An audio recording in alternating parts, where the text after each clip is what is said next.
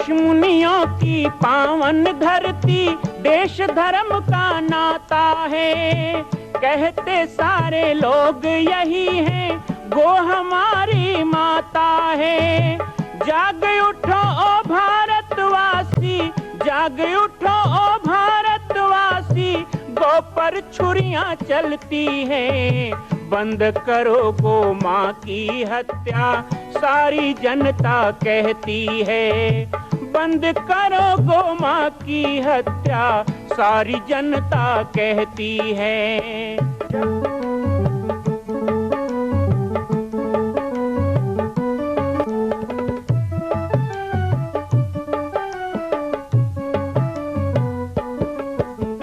जगह जगह पर बूचड़ खाना, लाखों गौएं कटती हैं। किसे सुनाए व्यथा हमारी, नैना नीर बहाती हैं।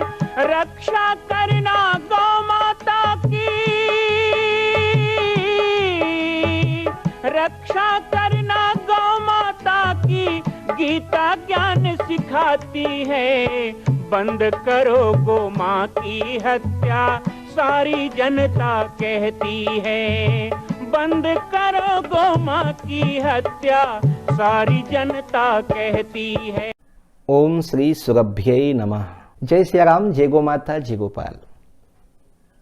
दीपावली महापर्व श्री गोवर्धन पूजा की आप सभी को बहुत बहुत शुभकामनाएं। दीप पर्व का यह पावन पर्व आप सबके जीवन में नवजोत का प्रसारण करने वाला हो। आप सबके जीवन के जितने भी अंधकार हैं वो मिट जाएं और आप प्रकाश पुंज की ओर आगे बढ़ें। शुभम करोति कल्याणम, आरोग्यम सुख संपदाम, शत्रु बुद्धि विनाशाय, दीप ज्योति नमोस्तुते। बिना गाय के दिवाली नहीं होती। गाय के गोबर से लिपा हुआ आंगन, गौ माता के घी से जलता हुआ दीपक, गौ माता के पंचगव्य से श्री ठाकुर जी और लक्ष्मी जी को स्नान कराया जाता है। साथ ही दीपावली के दूसरे दिन अर्थात हमारा सबसे बड़ा त्योहार होता है गोवर्धन पूजा। भगवान श्री कृष्ण ने गायों का वर्धन करने वाला गोवर्धन पर्वत है कह के गोवर्धन की पूजा करके एक नई परंपरा की शुरुआत की और इस तरह उन्होंने गौ भक्ति और गौ रक्षा का संदेश भी दिया। आइए गोवर्धन पूजा के अवसर पर श्री हनुमान नंदीशाला गो अभ्यारण्य पाटेश्वर धाम, जहां पर जंगल के वातावरण में स्वच्छंद विचरण करने वाली गौ माता रहती हैं। श्री हनुमान नंदीशाला गो अभ्यारण्य के संचालक के नाते मैं राम बालक दास महात्यागी आप सभी से एक निवेदन लेके जुड़ा हूं। जैसा कि आप सभी जानते हैं कि कोरोना काल के कारण 2 वर्षों से गौ माता की सेवा में भी परेशानी आ रही है। ऐसे समय में सभी भक्त परिवार को हम चाहेंगे कि आप एक एक गौ माता की सेवा का व्रत लें। वैसे तो हर घर में एक गाय होनी चाहिए। यदि आपके घर में गाय नहीं है, आप शहर में रहते हैं, कॉलोनी में रहते हैं, घर में नौकर नहीं है, परेशानी होती है, गौ पालन नहीं कर पाते हैं, तो मैं आपसे निवेदन करूंगा यहाँ गौशाला में पलने वाली एक एक गौ माता की सेवा का आप व्रत ले लें। एक दिन का 25 रुपए खर्च के हिसाब से 9,125 रुपए वार्षिक सेवा राशि देकर एक गाय आप गोद ले सकते हैं। वो गौ माता के नाम से आपका परिवार जुड़ा रहेगा। यहाँ हर गौ माता का एक नाम है, सबके पोस्टर बने हुए हैं। एक एक गौपालक परिवार को पता है कि उनकी गाय कौन सी है, क्या नाम की है। उनके जब बछड़े होते हैं तो उनको सूचना भी दी जाती है। यहाँ गौ माता की सेवा में जुड़ने वाले गोपालक परिवार को यहाँ हमारे हाथों से बनने वाला गाय का घी भी प्रदान किया जाता है। हालांकि वह कुछ शुल्क दे के प्राप्त करते हैं, लेकिन अन्य किसी को नहीं दिया जाता। केवल जो गोपालक परिवार हैं और गौ सदन के निर्माण करता है, यहाँ एक एक सदन को 1-1 लाख रुपए देकर लोगों ने अपने या परिवार की स्मृति में बनाया है। हम गोवर्धन पूजा के अवसर पर गाड़ी खरीदते हैं और कुछ करते हैं। यदि आपके मन में इच्छा है तो एक गौ सदन के लिए 1 लाख रुपए का योगदान भी आप दे सकते हैं और गौ पालक में जोड़कर एक गाय को आप गोद लेकर गौ सेवा का आनंद प्राप्त कर सकते हैं। तो आइए इस गोवर्धन पूजा में इस गोधाम गौशाला से मैं अपील करूंगा कि एक एक गाय का गोद लेकर आप गोपालक योजना के सदस्य बने। जय सिया राम, जय गो माता, जय गोपाल।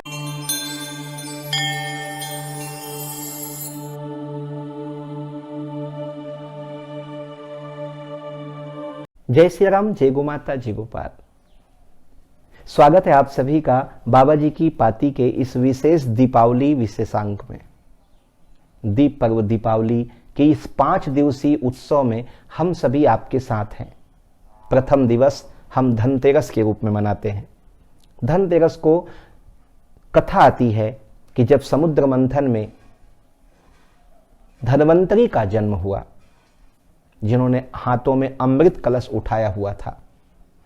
समस्त आयुर्वेद के, समस्त औषधि के देवता हैं धन्वंतरी। धन्वंतरी दीपावली धन पर्व के प्रथम पूजनीय देवता है, क्योंकि कहा भी गया है पहला सुख निरोगी काया, दूसरा सुख घर में माया। अर्थात घर में पैसा हो लेकिन हम रोगी हों तो उस पैसे का क्या उपयोग, लेकिन यदि हम स्वस्थ हों तभी हम किसी धन का उपयोग कर सकते हैं। स्वास्थ्य लाभ के लिए और साथ ही साथ ये पूरा 5 दिन का जो दीपावली पर्व है, ये औषधीय गुणों को लेकर के मनाया जाता है। इसमें हम जिन कंदमूलों का सब्जी बनाकर खाते हैं वह भी औषधि गुणों से परिपूर्ण है। घी का दीपक जलाकर, आजकल मोमबत्ती जलाकर के दीपावली मनाई जाती है, हम इसका विरोध करते हैं। गोबर का या मिट्टी का बना हुआ दिया और उस दिए के द्वारा घी लगा हुआ बत्ती जलाकर घी की सुगंधी घर में फैले, गूगल लोभान की सुगंधी फैले। अपने घर को हम पवित्री करते हैं, घर को साफ सफाई करते हैं, यह भी स्वास्थ्य के लिए आवश्यक है। इसलिए दीपावली का प्रथम दिन धन्वंतरी पूजन, धनतेरस। धनतेरस के दिन लोग कहते हैं कि सोना खरीदना चाहिए, अलग अलग की बातें। हमने सबसे अपील किया कि धनतेरस को सबसे बड़ा धन गोधन अपने घर में ले आइए। एक गाय की सेवा का व्रत लीजिए। यदि घर में गाय नहीं ला पा रहे हैं तो यहाँ श्री हनुमान नंदीशाला गौ अभ्यारण्य में जो गायें हैं उनकी एक गाय की सेवा का व्रत लीजिए। हमारे एक भक्त ने धन्वंतरी पूजन के दिन, धनतेरस के दिन एक गौमाता की सेवा का व्रत लेकर के अपना दीपावली सफल बना लिया। मैं आप सभी से कहूं कि प्रथम दिवस धनतेरस है, लेकिन आवश्यक नहीं कि हम उस दिन धन का उपयोग या दुरुपयोग करें तभी धनतेरस है। कई लोग जुआ खेलकर, कई लोग बाजार में जाकर धन का उस दिन उपयोग करते हैं। हो सके तो धनतेरस प्रथम दिवस में आप गरीब और जरूरतमंद लोगों को कुछ सामग्री देकर या अपने से छोटों को कुछ पैसा देकर, अपने से बड़ों को भी भेंट दक्षिणा देकर इस धनतेरस के पर्व को सुगम बना सकते हैं और सफल बना सकते हैं। दूसरा दिवस नरक चतुर्दशी का है। नरक चतुर्दशी के दिन एक कथा है कि भगवान कृष्ण ने नरकासुर का वध करके 16,000 कन्याओं के साथ विवाह किया। कहीं कहीं ये 16,000 को वेद की ऋचाएं भी कही जाती हैं। नरक चतुर्दशी के दिन यम की पूजा की जाती है। जिस तरह धनतेरस को 13 या 21 दीपक आटे का बनाकर हम चावल के आटे की रंगोली बना के रखते हैं, इसी तरह यम चतुर्दशी के दिन अपने दरवाजे पर यमराज के लिए दीपदान किया जाता है। 14 दीप का या 7 दीप का उस दिन दीपदान करना चाहिए। दीप पर्व का प्रमुख पर्व है महालक्ष्मी का पूजन, अर्थात कार्तिक कृष्ण अमावस्या। जिस तरह समुद्र मंथन से त्रयोदशी को धन्वंतरी भगवान प्रकट हुए, इसी तरह समुद्र मंथन के समय माता लक्ष्मी अमावस्या के दिन प्रकट हुई। माता लक्ष्मी के प्रकट की कथा भी बहुत सुंदर है। कहते हैं माँ लक्ष्मी को प्रकट होने के बाद देवताओं में स्वयंवर की बात रखी गई। माता महालक्ष्मी ने भगवान विष्णु को पति रूप में वर्ण किया और इस तरह लक्ष्मीपति हुए नारायण। लक्ष्मी के भी 8 रूप बताए गए हैं। आज हम संक्षिप्त में अष्टलक्ष्मी की कथा करके इस दीप पर्व का आनंद लेंगे। दीप पर्व में माता महालक्ष्मी के अष्टांग पूजन का विधान है। संध्या के समय से लेकर रात्रि के समय तक शुभ मुहूर्त में संपूर्ण सामग्री एकत्रित करके पंचगव्य के द्वारा माता महालक्ष्मी को स्नान करवाएं, सुंदर पुष्प से सुसज्जित करें, दीप जला करके दीप की आरती करें, कर्पूर आरती करें, माता को अच्छे अच्छे भोग लगाएं, खीर पूरी का भोग लगाएं। मैं बाजार की मिठाइयों को मना करूंगा। दीप पर्व में बाजार की मिठाइयाँ ना लाकर लक्ष्मी पूजा में घर में बने हुए हलवा, पूरी, खीर का, लड्डू का माता को भोग लगाएं। उसके बाद आरती करें और पूरा परिवार मिलकर माता महालक्ष्मी की आरती गाएं। इस तरह लक्ष्मी का पूजन करके उनसे प्रार्थना करें कि हे अष्टलक्ष्मी, हमारे घर में आप पधारें और हमें अनुग्रहित करें।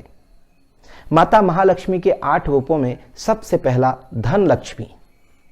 हम सभी जानते हैं कि धन के रूप में माता महालक्ष्मी ही स्थापित है, इसलिए धन का सम्मान करना चाहिए। धन का सम्मान कैसे करें? तो अच्छे कार्यों में धन को लगाना ही धन का सबसे अच्छा सम्मान है। धन लक्ष्मी के पश्चात दूसरी लक्ष्मी है यश लक्ष्मी, जो हमें अच्छे कर्म करने से यश प्राप्त होता है, कीर्ति प्राप्त होती है, वो भी माता महालक्ष्मी की कृपा से ही मिलता है। यश लक्ष्मी का पूजन करके उनसे प्रार्थना करें कि हे माँ, हमें सात्विक यश प्रदान करें। तीसरी लक्ष्मी के रूप में है आयु लक्ष्मी। सबसे बड़ा धन हमारी आयु है, तो हमारी आयु लक्ष्मी के लिए भी माता से प्रार्थना करें कि आयु रूप में महालक्ष्मी आप हमें संपन्न करें। चौथी लक्ष्मी को कहा गया वाहन लक्ष्मी। साधन के बिना मनुष्य पंगु हो जाता है। पहले रथ, घोड़े और आजकल गाड़ियों के रूप में वाहन है, तो वाहन लक्ष्मी के रूप में माता का पूजन करने से संपूर्ण वाहन की कामना भी वो पूर्ण करती हैं। पांचवी लक्ष्मी के रूप में स्थिर लक्ष्मी। लक्ष्मी का एक नाम चंचला है। लक्ष्मी चंचल है, वो एक जगह ठहरती नहीं है, लेकिन कुछ जीवन में स्थिर लक्ष्मी अर्थात बचत बैंक भी होना चाहिए। तो स्थिर लक्ष्मी के रूप में माँ भगवती को प्रार्थना करें कि हे महालक्ष्मी, हमारे जीवन में आप चंचला बन के विराजित रहो, लेकिन कहीं ना कहीं स्थिर लक्ष्मी के रूप में भी हमें सुख प्रदान करो और हमें सुरक्षा प्रदान करो। छठवीं लक्ष्मी के रूप में सत्य लक्ष्मी। पुण्य कर्मों से अर्जित किया गया धन सत्य रूप में हमारे पास रहता है। दूसरा, सत्य संभाषण करना, झूठ नहीं बोलना, कपट नहीं करना, ये आपके तिजोरी को भरता है सत्य से। और सातवीं लक्ष्मी है संतान लक्ष्मी। कौन नहीं चाहता कि उसे संतान हो? कई लोग संतान नहीं है इसलिए दुखी होते हैं। मैं ऐसे लोगों को भी आज कहूंगा, संतान का अर्थ केवल आपका ही पुत्र ऐसा नहीं है। बहुत से ऋषि पुत्र हुए, मानस पुत्र हुए, दत्तक पुत्र हुए, गोद लिए हुए पुत्र हुए, जिन्होंने सगे माँ बाप से भी ज्यादा अपने माँ बाप को माना। संतान के रूप में महालक्ष्मी हमें परिपूर्ण करें। ये संतान लक्ष्मी। और अष्टलक्ष्मी में 8वीं लक्ष्मी के रूप में गृह लक्ष्मी। गृहे गृहे वसते लक्ष्मी।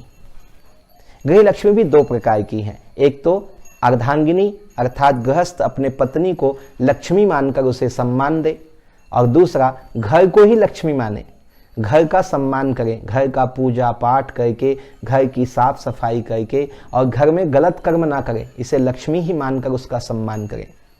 अष्टलक्ष्मी की पावन कथा के साथ दीप पर्व की पुनः एक बार आपको शुभकामनाएं। और हनुमान नंदीशाला गो अभ्यारण्य की तरफ से एक छोटी सी अपील, एक छोटी सी प्रार्थना निवेदन अभी हम आपसे करेंगे।